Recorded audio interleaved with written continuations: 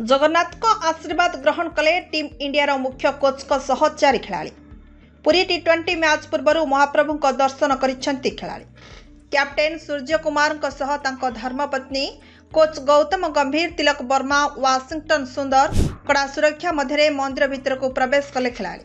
Match पूर्व कालियार आशीर्वाद नहीं बारबाटी आज लड़िबे भारत दक्षिण आफ्रिका। एथिपाई महाप्रभु शरण में पहुंची टीम इंडिया। कोच सह किसी खेलाड़ी भी दर्शन करिसेंती। यापरे से भुवनेश्वर अभिमुखे यात्रा करिसेंती। संध्या 7टारे खेल भारत दक्षिण आफ्रिका प्रथम टी20 मैच। 5 मैच श्रृंखलार प्रथम मैच बारबाटी आरंभ हो। घरोई दल टेस्ट श्रृंखला को 0-2 हाथछड़ा करने पर दिनिकिया श्रृंखला को 2-1 जीति सम्मान बजाय रखी। एबे नुआ श्रृंखला और नुआ आह्वान सहित सूर्य सेना यह छोट फर्माट निज प्राधान्य विस्तार करिबो बोली विश्वास करा जाउछि।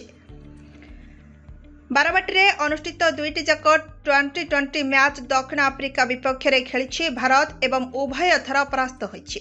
भारत यही धारा को भांगिबा को चेष्टा करिबो। Bureau report, Narad news Odia.